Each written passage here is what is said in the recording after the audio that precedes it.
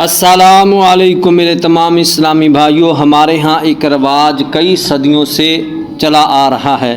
وہ یہ ہے کہ جب ہمارے ہاں فوتگی ہو جاتی ہے تو ہم تعزیت کے لیے جاتے ہیں اور جا کر کہتے ہیں کہ کلام بخشو، دعا مانگو، تو سب دیکھو دیکھی دعا مانگنے لگ جاتے ہیں۔ اس طرح ہم ایک بہت بڑا احسان اس کے اوپر چڑھا آتے ہیں۔ آئیے جانتے ہیں کہ ایسا کرنا درست ہے۔ اگر درست ہے تو اس کی دلیل ہونا بھی ضروری ہے، کیونکہ یہ عبادات میں سے ہے، اس پر اجر بھی ملتا ہے۔ اور اگر ایسا کرنا درست نہیں ہے تو پھر درست کیا ہے، ہم کیسے تعزیت کریں؟ اگر آپ حقیقت سے آشنا ہونا چاہتے ہیں تو اس ویڈیو کو ضرور دیکھنا، یہ ویڈیو آپ کی اصلاح کرے گی۔ اگر ویڈیو اچھی لگے تو ہمارے اسلامی چینل کو سبسکرائب کرنا مت بھولنا۔ میرے اسلامی بھائیوں، پہلی بات تو یہ ہے کہ تعزیت کا طریقہ جو ہمارے ہاں موجود ہے، اس کا ثبوت قرآن و حدیث میں ملتا ہی نہیں ہے۔ جس کا ثبوت نہ ہو اس پر اجر کیسے مل سکتا ہے؟ تعزیت کرنا درست ہے مگر جب سنت کے مطابق ہو۔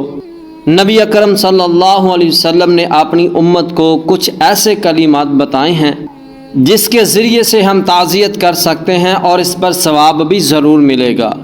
وہ کلمات کچھ اس طرح سے ہیں: اِنَّ لِلَّهِ مَا أَخَذَ وَلَهُ مَا أَعْطَى وَكُلُّ شَيْءٍ عِندَهُ بِأَجْلٍ مُّسَمًّى فَاصْبِرْ وَاحْتَسِبْ۔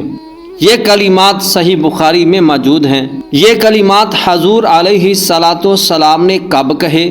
میرے اسلامی بھائیوں، حدیث میں موجود ہے، حضور علیہ السلام کی صاحبزادی حضرت زینب رضی اللہ تعالی عنہا کے بیٹے کی طبیعت کافی خراب ہو گئی، موت کی بے ہوشی شروع ہو گئی۔ حضرت زینب رضی اللہ تعالی عنہا نے اپنے باپ حضور علیہ السلام کو بلایا تو نبی اکرم صلی اللہ علیہ وسلم نے یہ کلمات پڑھے، جس کا ترجمہ کچھ اس طرح سے ہے: اللہ ہی کا سب مال ہے، جو چاہے لے لے اور جو چاہے دے دے، اور اس کی بارگاہ میں ہر چیز کے لیے وقت مقرر ہے، پس صبر کریں اور ثواب کی نیت سے کریں۔